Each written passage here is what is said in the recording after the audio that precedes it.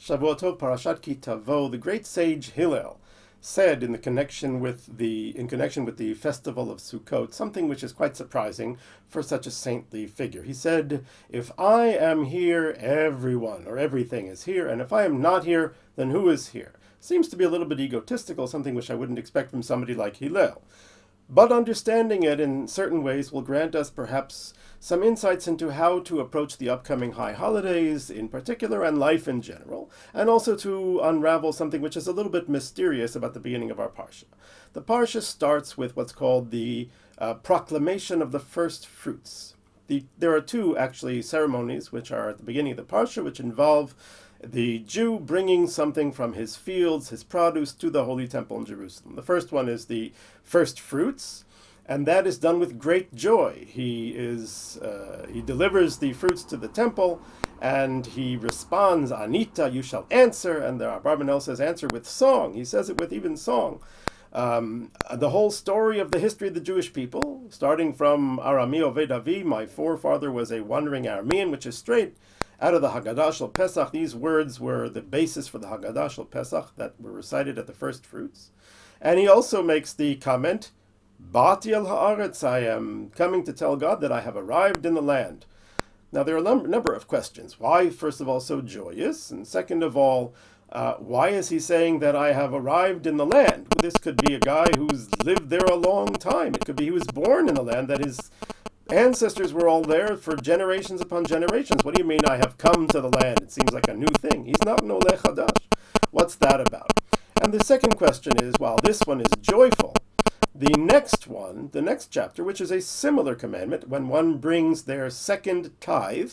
What is the second tithe? To briefly give a background, that every 2 years, for 2 years, the first and the second of the year of the Shemitah cycle, and then the fourth and the fifth year of the Shemitah cycle, we give an additional tithe, which we have to take to Jerusalem and to eat there in the precincts of Jerusalem. It's called the Ma'aser Sheni, the second tithe. Now, when the Jew brings that, they also have to make a declaration, but that declaration is quite different. It is called vidui, confessional. What exactly is the confessional? What is he saying? Well, he's saying, I have taken everything that was sanctified out of my house. I didn't defile it. I didn't dedicate it to a dead body or something like that. I didn't violate any of the commandments. I did this process of the second tithe exactly, and all of the tithes and everything exactly as I was supposed to do. God, look down from heaven and have mercy on us and bless your people. That's a very strange thing. It should be as joyful, I would think, as the first one. The first one is a singing, joyful first fruits, and here for the second tithe, all of a sudden he's confessing. And what exactly is he confessing? He's confessing that he didn't do anything wrong. That's not usually a confession. Usually you confess when you did do something wrong. Here he's confessing that he didn't do something wrong. So we have to understand, how is this a confession? So let's take a look again at the first one, at the bringing of the first fruits. Why is this such a joyous thing, and why does he say, I have come to the land? A couple of possibilities which will each, I think, have some value to us. One of them is that you will notice that when he says, I have come to the land, it also starts off with him telling the whole story from the foundations, from Jacob, who went to Lavan, to the descent to Egypt, to the slavery, to the suffering, to the redemption, and God bringing us into the land of Israel. He tells the whole story of Jewish history. So it could be that he is not speaking as an individual at this point, but he is speaking as a member of the Jewish people. And this is the first meaning of what Hillel says, if I am here, then everyone is here. My teacher, Rabban Soloveitchik, explained that here is a geographical location. Every geographical location is connected to every other geographical location. There is no isolated geographical location. For example, I live on a certain street, in a certain neighborhood, in a certain town, in a certain province, in a certain country, on a certain continent, on the planet Earth, in the solar system, in the Milky Way galaxy, and so forth. Once you mention a location, it all of a sudden connects and puts us in relation to the entire rest of the universe. that can also not just be horizontally in terms of physical location, but also it could be vertically in terms of our history. That when the person brings the first fruits, they are connecting to Jewish history and to Jewish destiny. And when they say, I have come to the land, it's not I specifically, but I, the representative of the Jewish people, have come to the land. And this is a stage in the redemption of the Jewish people. It is part of our national destiny. Indeed, at the end of the book of Numbers, we recite in the Torah reading the different stops that the Israelites made in the wilderness. And they are recited not in the regular Torah reading melody, but rather in a special shira, a song melody similar to the Shirat Hayam, to the melody that we chant the song at the sea in Exodus. Why so? We don't usually sing the different stations on the train ride. Why are we singing these different stops in the wilderness? Because each one was one step closer to the redemption, to coming into the land of Israel. So coming into the land of Israel is a great thing which brings with it great joy. And the first fruits give the person the opportunity to connect to all of Am Yisrael, and that brings with it great joy. Whereas the second one is the second tithe. This is already at the end of the process. The joy of the new fruits is gone. Now it's basically taxes. And a person may be confessing that they don't feel the same joy that they felt when they brought the first fruits.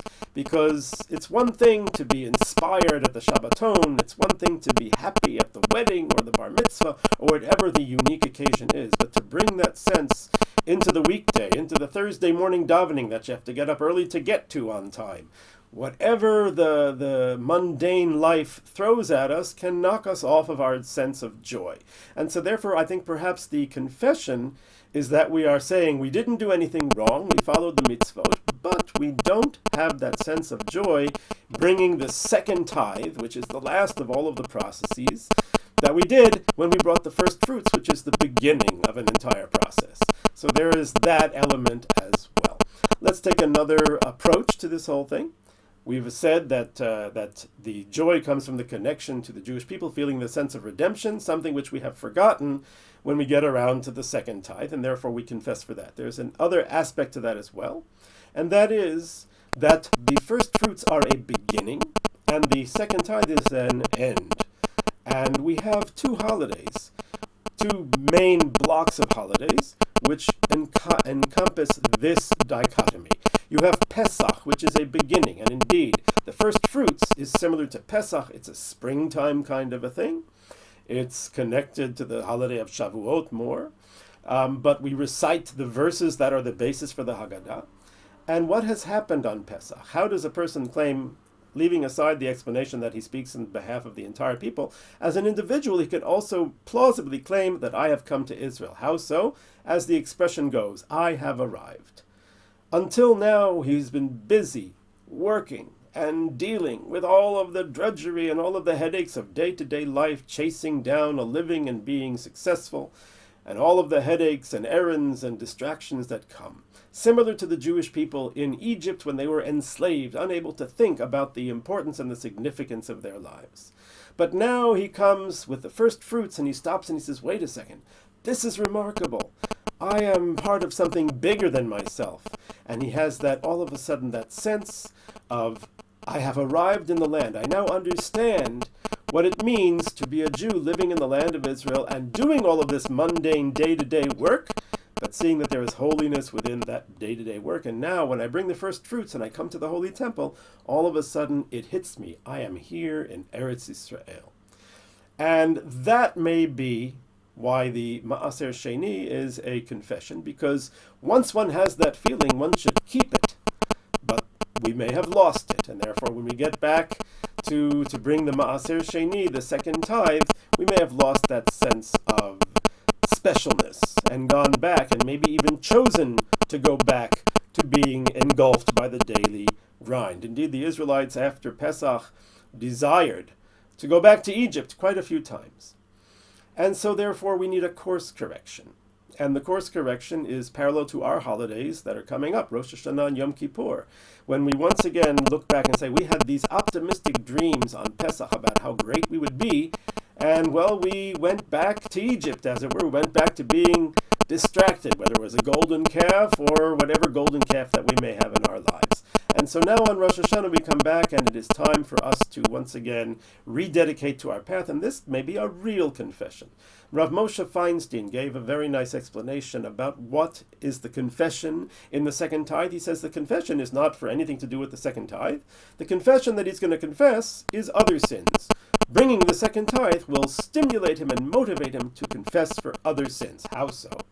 Says Rav Moshe, a lot of people, when they go back to their towns, wherever they may be, are observant in comparison to their neighbors. A person might say, well, my neighbors don't keep Shabbos. I keep Shabbos. I may not daven every day or put on tefillin, but at least I keep Shabbos. I'm doing better than 90% of the people in my neighborhood. And that is a very dangerous type of approach to Yiddishkeit. A person, it's not such a tricky thing to be considered a tzaddik if everybody else is a rasha. But to be a tzaddik when everybody else is a tzaddik, that's much higher. And so that's why God commanded that Maaser Sheni should be taken to Yerushalayim, because when he comes to Yerushalayim, and then he looks around him, there he sees the Kohanim, and the Levi'im, and the Chachamim, and all of the righteous people there, and he realizes, oh my goodness, my comparative Yiddishkeit back in my town of Hotzenplotz is nothing over here. These people are towering above me, and he will be inspired to really do teshuvah, to confess the sins and the weaknesses he had in Hotzenplotz, and to raise himself up to a higher level. And that is why it is called vidui. And that is Rosh Hashana, when we once again compare our behavior with what we had aspired to when the curtain was opened, when we emerged from slavery in Pesach and had all of that opportunity. When we brought the first fruits, we were convinced that we were going to now live on a higher plane, and then we went back and sort of forgot about it and had comparative Yiddishkeit, if you want to go with that explanation. Whatever it was, there was a certain fall, and now when we come back to the temple, we realize just how short we came. I think that works, and we therefore wish to improve. Similar to what we will do on Rosh Hashanah, when we again confront the potential that we had and we didn't yet actualize, but God gives us a second chance on those days to fix things. So if there are a couple of tips to gain from this understanding, oh, by the way, that's what Hillel means when he says, perhaps, if I am here, everyone is here. What he is saying is, if I am here in the holy precinct, then I have everything I need spiritually to motivate me to be on the highest level. But if I am not here, if I'm someplace else, if I stay in Hotzenplotz, then who is here? The person coming here is not going to be a fulfilled individual. They'll be a person who doesn't even know their own potential. So therefore, on this coming high holiday season, it's imperative for us to remember that we fit in the destiny of the Jewish people, that everything we do is a contribution to the Geulah, to the redemption, and we are together. And second of all, to also rededicate ourselves to the aspirations we had earlier in our lives, and to be together with those people who are going to inspire us to live to a higher level. Shavua Tov v'Shana Tova.